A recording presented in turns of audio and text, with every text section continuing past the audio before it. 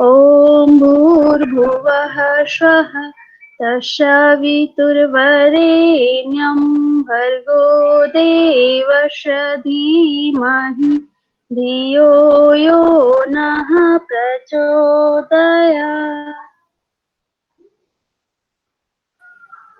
अब हम लोग सिद्ध सिद्धांत पद्धति पढ़ रहे थे, तो उसी को आगे कंटिन्यू करेंगे। 3 चैप्टर तक कल पढ़ लिए थे, 3 चैप्टर और रह रहा जो आज पढ़ेंगे हम सब। तो ये है चतुर्थ उपदेश जो है, ये किसकी बात करता है? पिंड धार मीन्स पिंड का आधार क्या है, जो शरीर है उसका आधार क्या है।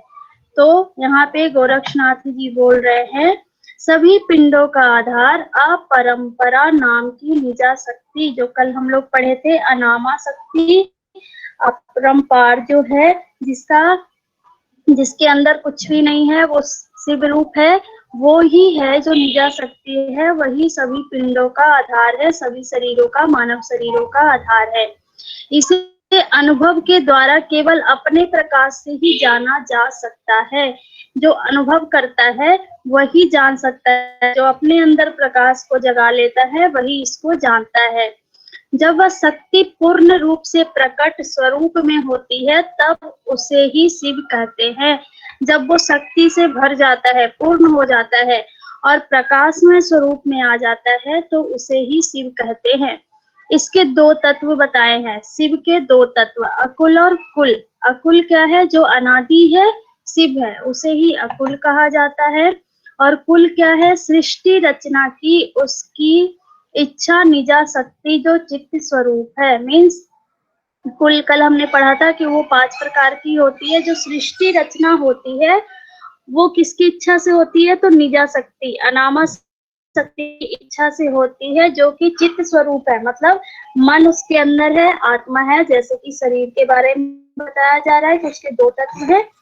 तो कुल क्या है? जो ईश्वर की इच्छा से बनता है, जो चित्त स्वरूप है। ये 5 प्रकार का होता है, परा, सत्ता, अहंता, अस्फुरता और कला। इन 5 विशेषताओं के कारण कुल शक्ति को परा और अपरा कहते हैं। जो कुल की 5 विशेषता है, इसी कारण इसको परा और अपरा कहते हैं। अब ये परा क्या है? जो स्वयं प्रकाश होने के कारण सबको प्रकाश करती है, प्रकाश देती है, वो परा है। सत्ता मीन्स जो अनादि काल से स्थित है, जो स्वयं एक है और उसके समान दूसरा कोई भी नहीं है। नेक्स्ट है अहंता, जिसका ना आदि है ना अंत है, मतलब जिसका कोई अंत नहीं है, कोई शुरुआत नहीं है, जो ज्ञान की सीमा से परे, स्वभाव से सत्व रूप आनंदमयी है, मतलब जो जिसके अंदर ज्ञान की सीमा से भी बहुत आगे है, वो स्वभाव से सत्य रूप में है, आनंदमयी है, वो अहंता कहलाता है।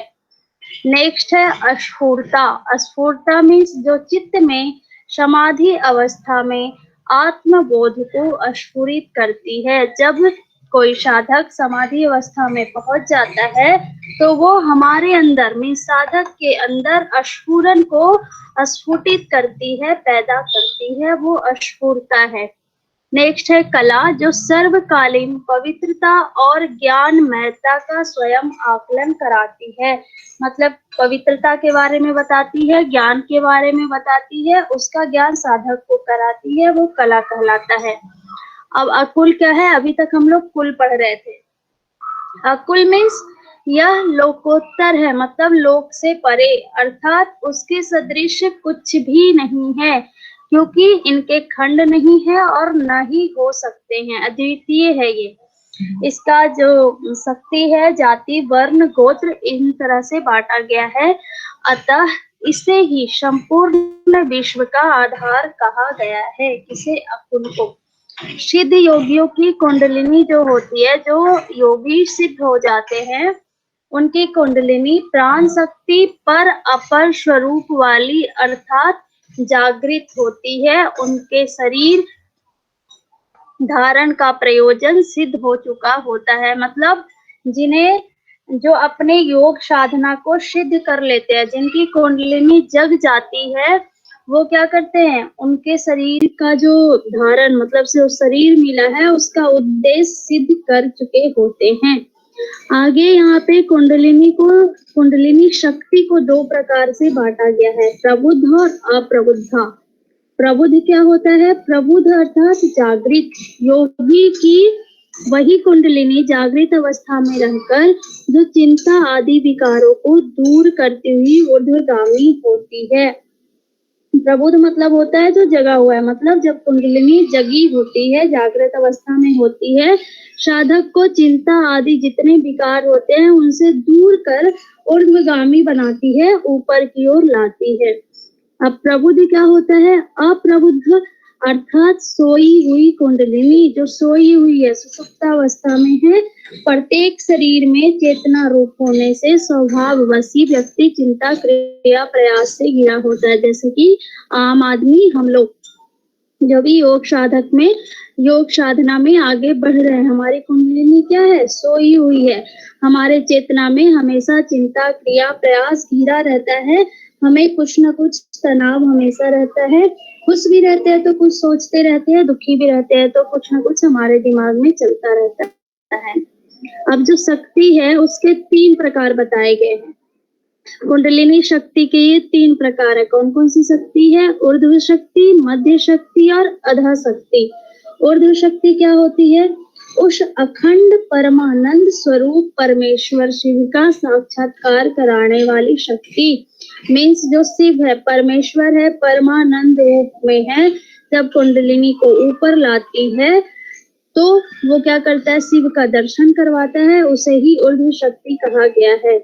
नेक्स्ट है मध्य शक्ति। जीवात्मा को अपने स्वरूप में स्थापित करने में समर्थ शक्ति को मध्य शक्ति कहते हैं। मीन्स जब जो जीवात्मा है, जो मानव शरीर है, अपने स्वरूप में स्थित होने की कोशिश करता है, उसे मध्य शक्ति कहते हैं।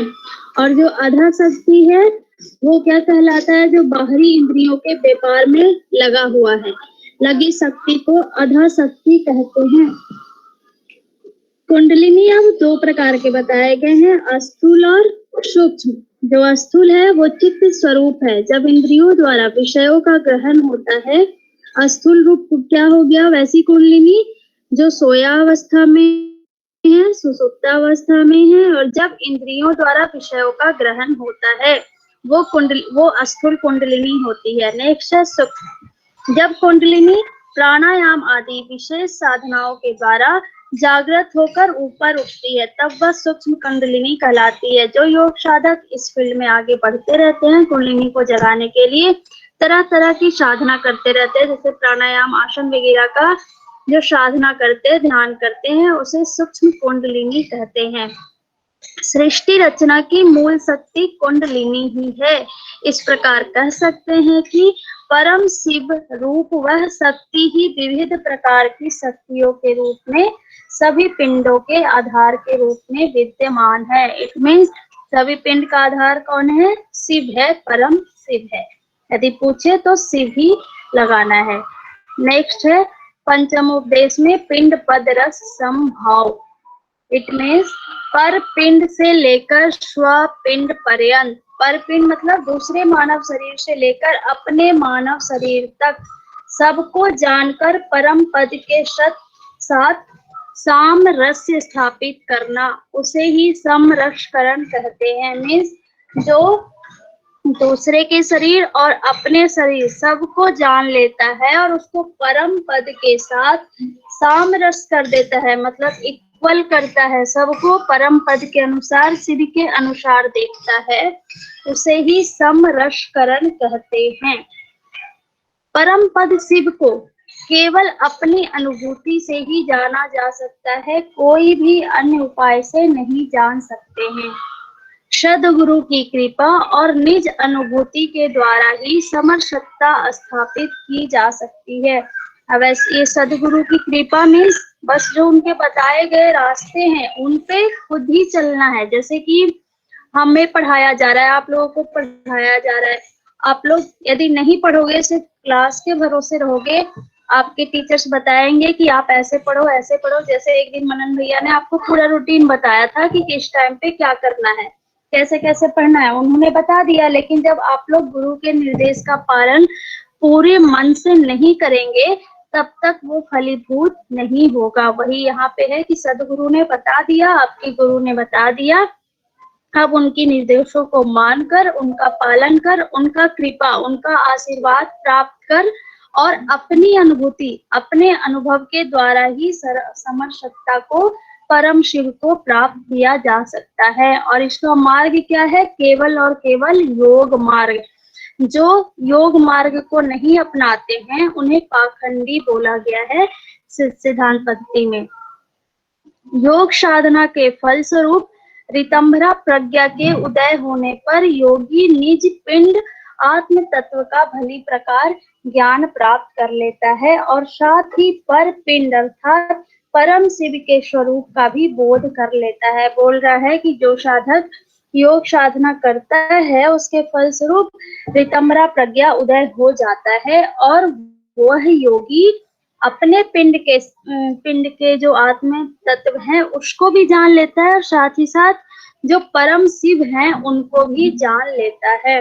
यहाँ पे निज पिंड का अर्थ लगाया है आनंद की किरणों के उदय को अपने स्वरूप में ही अनुभव करना, मीन्स आनंद की स्थिति में आ जाना, संसार से कोई लगाव ना आना, इसे ही अपने आप को, अपने शरीर का भान हो जाना। और शरीर क्यों मिला है, किस लिए मिला है, क्या किस चीज में आनंद है, सांसारिक चीजों से मुक्त हो जाना और परम शिव को जान लेना, ये योग साधक को प्राप्त होता है। पिंड सिद्धि के बाद योगी का वेशभूषा कैसा होना चाहिए? तो शंख और मुद्रा धारण करना, दाढ़ी मूछ रखना, अमृत पान करना जो खेचरी मुद्रा के द्वारा प्राप्त होता है, कठोरता पूर्वक शरीर का मर्दन मीन्स मालिश करना, जन समूह से अलग रहना, योग शिष्य को दीक्षा देना, संध्या काल में मंत्र जप करना, भैरव की विधिवत पूजा करना, लंगोट पहनना, पैरों में खड़ाऊं, वेद का डंडा साथ में होना चाहिए, भस्म से तिलक लगाना चाहिए। और तिलक कैसे होगा? तो दाएं से बाएं 3 लाइन में। अब ये क्या है? ये सिर्फ पहचान है कि ये एक योगी है, इसका सिद्धि से कोई लेना देना नहीं है। साफ साफ लिखे हैं गोरक्षनाथ जी कि ये सिर्फ और सिर्फ एक योगी की पहचान है, इसका सिद्धियों से कोई लेना देना नहीं है। पिंड सिद्ध हो जाने पर महायोगियों को सभी सिद्धियां प्राप्त हो जाती है। जब वो योग साधना को सिद्ध कर लेता है तो उसको सारी सिद्धियां, ये फल है, सारी सिद्धियां प्राप्त हो जाती है। परम पद प्राप्ति के उपाय क्या है? 4 उपाय बताए गए हैं। सहज विश्व से परे विद्यमान परमेश्वर विश्व के रूप में अभिभाषित हो रहा है, ऐसा ज्ञान होता है। इसके उपाय क्या है कि जब हम साधना में बैठे तो जो विश्व से परे, संसार से परे ईश्वर है वो हमें अवभाषित, मतलब उनका आभास हमें हो रहा है, ऐसा ज्ञान साधक को होता है। नेक्स्ट है संयम। संयमी चित्त के व्यापारों पर नियंत्रण रखना। जितने भी चित्त के व्यापार होते हैं, मतलब हर चीजों में संयम अपनाना, खाना पीना, कपड़ा पहनना, ओढ़ना, जो भी है उन चीजों में संयम रखना। नेक्स्ट है सोपाय। सोपाय मीन्स मैं स्वयं शिव स्वरूप हूँ, ऐसा भाव रखना, मतलब सोचना कि मैं ही शिव हूँ, मैं ही परम तत्व हूँ, मैं ही परम शिव हूँ, ऐसा सोचना। नेक्स्ट है अद्वैत। परम तत्व के साथ तादात्म्य, मतलब वही है जो मैं हूँ वो ईश्वर है, जो ईश्वर है वो मैं हूँ। अद्वैत में सब एक है, सब कुछ एक है, ऐसा सोचना। अद्वैत का ध्यान करना। इन चारों को गुरु के उपदेश से ही जाना जा सकता है, तो गुरु के उपदेश से इसको जानना है, उनसे सीखना है, इनका भाव करना है।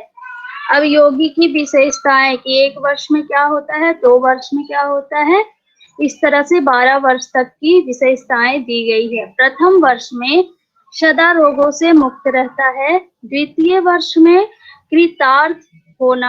कृतार्थ हो जाता है वो, और सभी शास्त्रों का ज्ञाता हो जाता है। तीसरा है शरीर दिव्य सर्प आदि जंतु कष्ट नहीं पहुंचाते। जो शरीर है वो दिव्य हो जाता है, कांतिमय हो जाता है, और जितने भी विषधारक जंतु हैं, सर्प आदि हैं, उनसे कष्ट नहीं होता उन्हें।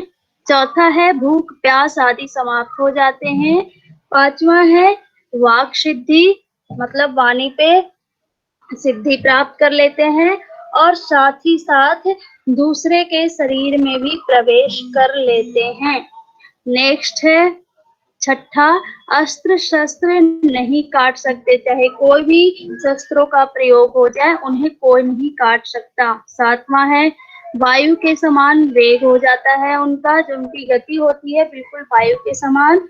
दूरदर्शी होते हैं, वो दूर का भी देख लेते हैं, पृथ्वी का त्याग कर सकते हैं, मीन्स आकाश गमन की भी सिद्धि प्राप्त हो जाती है। आठवें वर्ष में अणिमा आदि सिद्धि प्राप्त हो जाती है। नौवां में वज्र के समान कठोर हो जाता है उनका शरीर, आकाश गमन करने वाला होता है। 10वां है कि वायु से भी तीव्र गति प्राप्त हो जाती है। 7वां में वायु के इक्वल होता है, लेकिन 10वां में वायु से भी तीव्र हो जाता है, तेज हो जाता है। 11वां में सर्वज्ञ और सभी सिद्धियों से युक्त हो जाते हैं योगी। 12वां में शिव के समान निर्माण और संहार करने में समर्थ हो जाते हैं। नेक्स्ट है गुरुकुल संतान की 5 परंपरा दी गई है। तो नाम क्या है, नाम याद कर लेना है, या फिर सिर्फ ये याद करना कि गुरुकुल संतान की 5 परंपरा क्या है।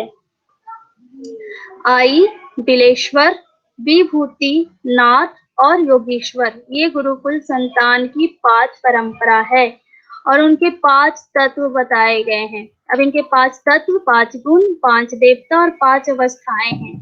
5 तत्व क्या क्या है, जो महाभूत हम लोग जानते हैं, पृथ्वी, जल, अग्नि, वायु और आकाश। अब इनका गुण क्या है, पृथ्वी का कठिनता, जल का आर्द्रता, अग्नि का तेज, वायु का धावन गति दौड़ना, और आकाश का स्थिरता। और इसके देवता कौन है, पृथ्वी के देवता ब्रह्मा, जल के विष्णु, अग्नि के रुद्र, वायु के ईश्वर और आकाश के सदाशिव। और इनकी 5 अवस्थाएं क्या होती है, पृथ्वी स्थूल, जल सूक्ष्म, अग्नि कारण, वायु तुर्य और आकाश तुर्यातीत। परम पद की प्राप्ति में कोई विधि या निषेध नहीं होता। बोल रहा है कि जब परम पद की प्राप्ति की कंडीशन में साधक हो जाते हैं तो कोई भी विघ्न नहीं आता, कोई भी निषेध नहीं आता।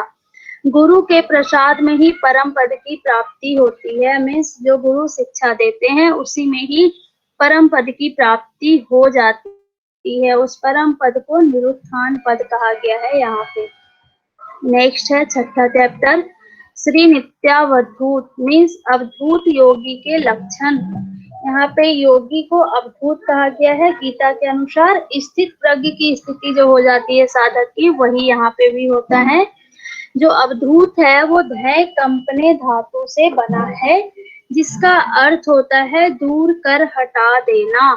मीन्स जितना भी एक आम व्यक्ति में, एक आम इंसान में जब साधना करना स्टार्ट करता है से लेकर मोक्ष प्राप्ति तक, परम शिव की प्राप्ति तक, जितने भी अवगुण होते हैं उसको हटा लेना, जितने भी संयम होते हैं उनको धारण कर लेना, ये सारे अवधूत योगी के लक्षण होते हैं। जो देह और देह संबंधी जितने भी प्रपंच हैं, जितने भी विषयों में लगे हुए मन को वश में करके उनको हटाकर अपने मूल स्थान परम शिव की महिमा में अपने चित्त को लीन कर लेना।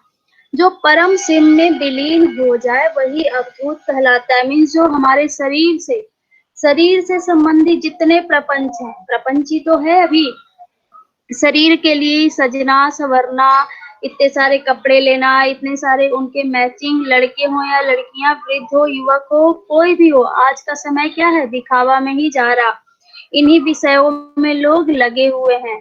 तो जो साधक होते हैं, अवधूत योगी होते हैं, उन सब से परे हो जाते हैं, उन सब से अपने मन को हटा लेते हैं, अपने चित्त को हटा लेते हैं, सिर्फ और सिर्फ परम शिव की महिमा में अपने मन को लगाते हैं और परम शिव में ही विलीन हो जाते हैं, वही अवधूत कहलाते हैं।